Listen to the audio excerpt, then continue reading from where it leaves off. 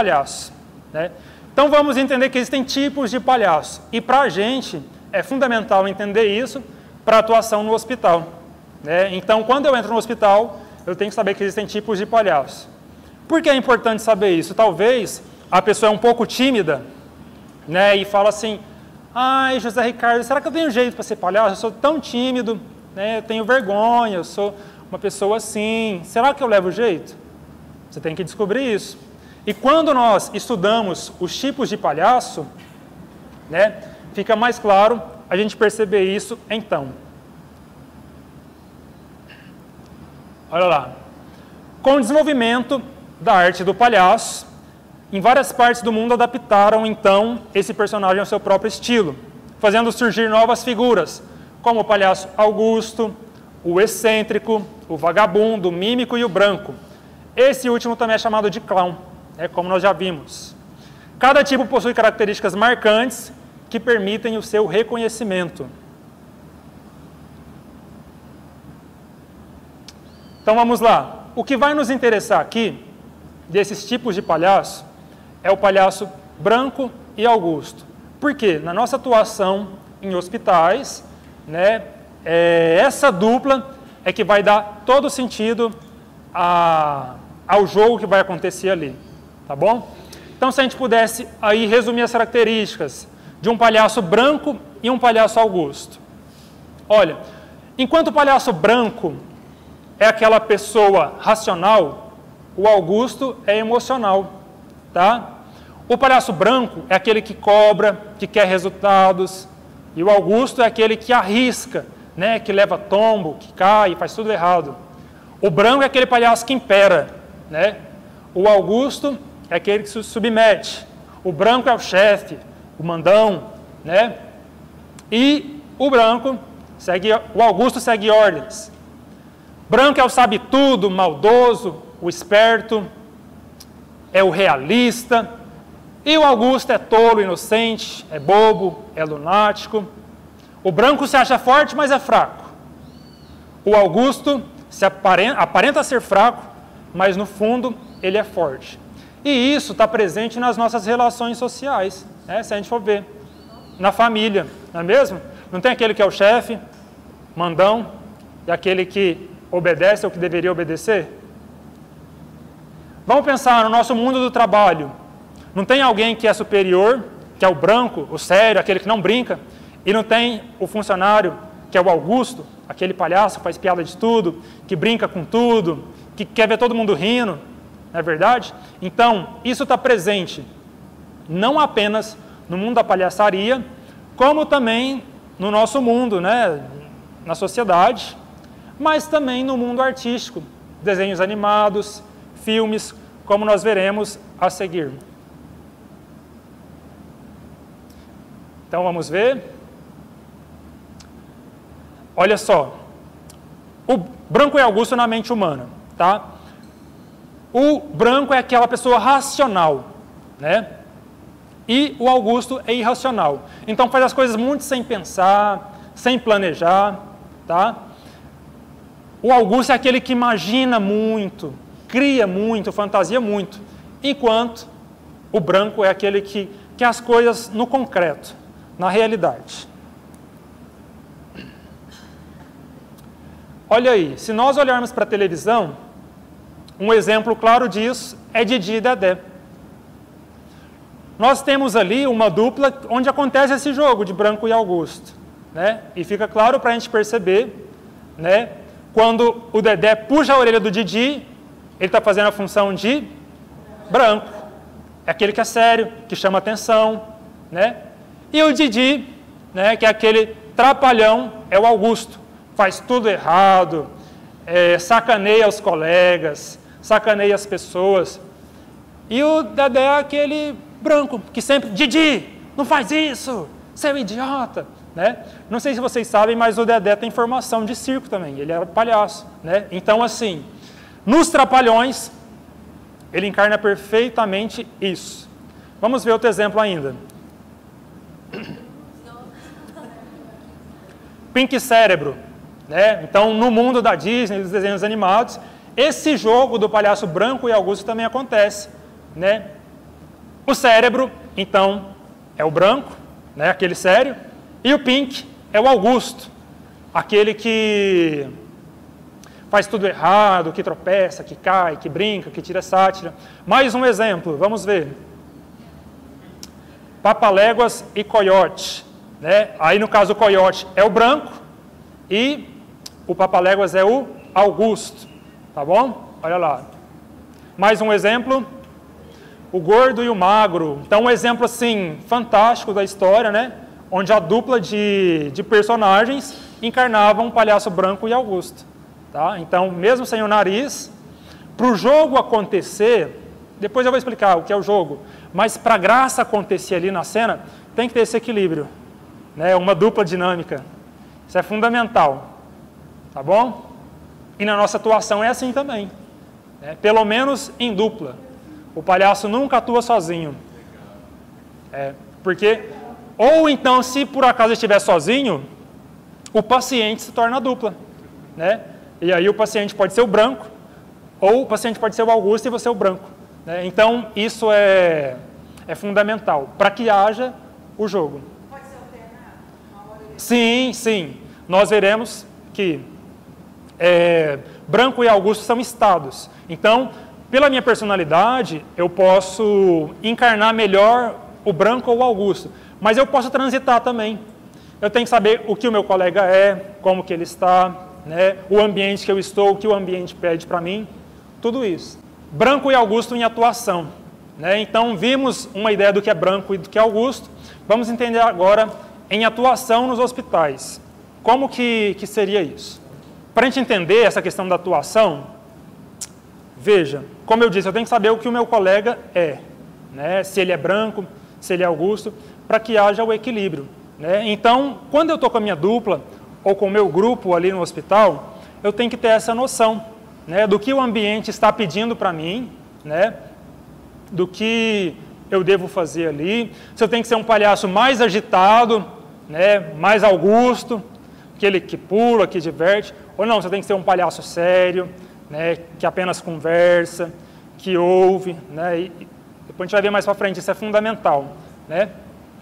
Então, isso vai de acordo com o local, né, que nós vamos estar ali, de acordo com o que o ambiente vai nos pedir, tá? Então, nós nunca chegamos prontos, com uma ideia pronta. Não adianta nós querermos ensaiar um número, né, e levar isso pronto para o hospital, porque cada quarto é um quarto, cada paciente é um paciente. Quando você vai no asilo, tem várias realidades ali, né? Então, eu tenho que saber muito bem onde eu estou entrando, ligar um radar, perceber o ambiente, para depois atuar. Então eu vou estar lá num quarto, geralmente são 3 pacientes, 2. E aí um está lá quietinho no cantinho dele, e o outro quer conversar, está comunicativo. E aí é onde o grupo vai ter que ter essa percepção, esse feeling, de dar atenção para os dois de forma diferente, né? Então a pessoa está lá morrendo de dor. Você vai chegar fazendo palhaçada, pulando, não vai ter nenhum efeito. Tá bom? Isso é uma coisa interessante. Ela estava com dor, os doutores palhaços chegaram, cantaram, e depois ela não tinha mais dor. Quer dizer, percebe que a nossa atuação, a atuação que vocês vão ter, tem um efeito eficiente na vida das pessoas, que muda, né? O riso libera endorfina, e toda aquela questão química no corpo, que leva ao bem-estar, né? Então, talvez ela até pudesse estar sentindo dor ainda, mas se esqueceu que ela estava sentindo dor. Porque às vezes é isso também, o paciente, né? Tem alguém que é da área da saúde? Sou veterinária, mas já dei aula para enfermagem. Pronto, olha aí. Na patologia, a gente falava muito disso. Sinapses, que a endorfina, ela bloqueia o estímulo de dor. Uhum. Então, às vezes, por isso que o paciente, quando ele está, ou acontece alguma coisa muito boa, ou ele está se sentindo em risco muito grande de vida, ele bloqueia a dor para tentar se salvar. E no caso da alegria, a alegria bloqueia a dor. Tá vendo? Então, depois, até voltar a sentir dor, mas naquele momento, ele bloqueia. Tá vendo? Expectativa que era aniversário dela, né? Então, assim, é importante a gente ter isso em mente, que a nossa atuação, ela tem um efeito prático na vida das pessoas. Quando eu me disponho no meu domingo, no meu sábado, sair de casa, colocar meu nariz, minha roupa, ir para o hospital, não é só por uma questão de satisfação pessoal, entendeu? Tipo, né, porque eu preciso, porque eu quero, porque eu... Não, é muito mais pensando no outro, né? Aquele que vai me receber, porque é mais importante para ele do que para a gente mesmo em si, o efeito da coisa, entendeu? E aí está um ponto fundamental que nós devemos entender, que a graça tem que acontecer para os pacientes, né? Não adianta o grupo de palhaço estar com a euforia lá em cima, estar satisfeito com o que está fazendo, quando na verdade quem tem que rir é o paciente.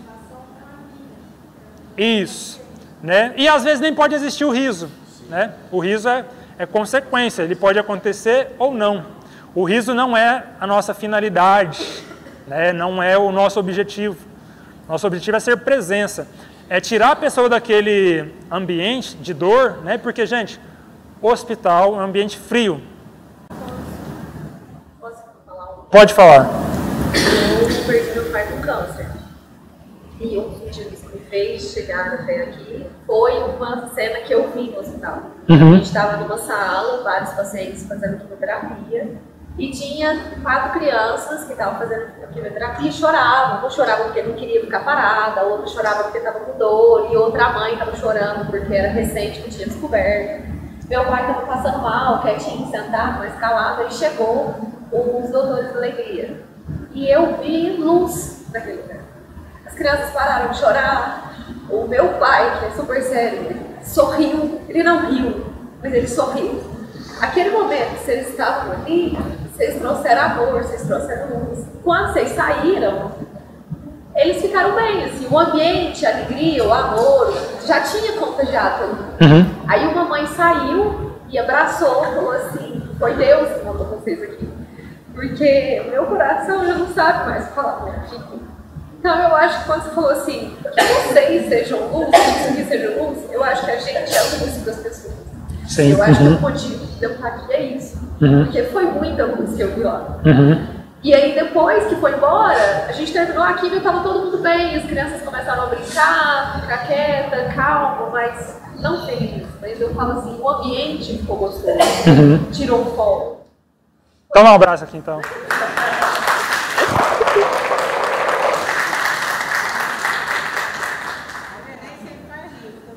Então, veja, como ela diz, nós existimos para contagiar, né? Então, assim, talvez as pessoas que estiveram ali nem tiveram a consciência da importância dessa visita. O bem que fez. Mas para quem recebe, muda. Então, resumindo, é isso. Nós queremos tirar o paciente daquele quarto frio. Por isso que nós criamos, inventamos um outro ambiente, um outro lugar, uma outra história para aquele lugar, e o quarto já não é mais quarto, o soro já não é mais soro, a maca já não é maca, a pessoa que passa no corredor já não é mais uma simples pessoa. E assim nós vamos criando histórias, sabe, entrando na mente das pessoas no bom sentido, mas criando e fazendo uma teia ali até que ela consiga esquecer o lugar que ela está. Nossa, estou no hospital, nem sabia que eu estava aqui. E até uma coisa que nós fazemos é fazer as visitas dos doutores palhaço no horário de visita, né? Então isso é algo bom, porque se porventura tem algum paciente ali que não tem visita, que está sozinho, meu parente não veio, os palhaços vieram. Então isso é o máximo, e ao mesmo tempo passa despercebido para os outros pacientes e acompanhantes que aquela pessoa está sozinha. Então isso é bom, é positivo. José, além do grupo de palhaços, né, da equipe, vocês já utilizaram mais de estimação, cachorro? Ainda não. Tem essa... A gente já pensou, tem. Restrições muito grandes sanitárias. Em relação a isso, é bem complicado. Sim. Eu sei que tem hospitais que já fazem. Sim, mas aí os animais estão Precisa tem ser todo um ensinado. Né? E uma coisa que eu ia falar que é um espaço muito frio mesmo, perto dessa também por arquitetura hospitalar, né? Uhum. E é um ambiente muito difícil de você modificar as características básicas dele. Então, assim, a humanização ela tem que vir dos elementos que a gente coloca lá, principalmente pessoas, né? Porque você mudar a cor de parede, textura de piso, essas coisas, é complicado. Todas as questões sanitárias, as questões lógicas envolvidas no funcionamento do hospital. Então, por isso que é importante, né? Tão importante isso, essa humanização, ela vir de alguma forma. Então, essa é a busca por humanização desse espaço. Tem algumas coisas que você consegue fazer com o corpo, mas principalmente com a presença. É o mais simples e é o mais barato, principalmente do trabalho do serviço. Ah, sim. E às vezes, a falta de humanização vem através das pessoas também. Né? Eu já tive a experiência de acompanhar meu pai numa pequena cirurgia no hospital. Estava como acompanhante, então, no hospital, que eu atuo como doutor palhaço, né? E é totalmente diferente, porque quando você coloca o nariz, né, você é reconhecido, é o palhaço, que todos conhecem. Quando você tira, você é mais uma pessoa, né? Então, o que aconteceu foi que a enfermeira entrava e saía como se eu nem estivesse ali. Ela conversava com meu pai, às vezes, né? E eu comecei a pensar, olha, se acontece comigo, acontece com todos. Então, os acompanhantes, imagino eu, ao menos nesse hospital, ao menos com essa enfermeira, não invisíveis, né? Então, é isso. A nossa atuação, na verdade, ela começa quando nós chegamos no hospital, passando pela portaria, depois os funcionários da cozinha, da limpeza, os enfermeiros, os médicos, paciente e acompanhante. Então, tudo aquilo que está no ambiente hospitalar, ou seja, num asilo, ou numa casa de crianças, passa por todas as pessoas. Então, não apenas o paciente é o nosso alvo, mas tudo aquilo que o envolve. Porque veja, para um acompanhante, o ambiente se torna pesado também. Né? Para quem trabalha, o plantão é cansativo. Imagina um paciente que fica aí um mês internado e tem poucas pessoas da família para revezar como acompanhante. A pessoa fica ali, às vezes, numa cadeira, né? Então, isso é pesado. E aí, então, junto à questão do ambiente, né? Mais a questão física e psicológica, a pessoa realmente se desmonta. Daí a importância da nossa atuação, né? Como o senhor diz, de contagiar. Por isso nós somos contagiar.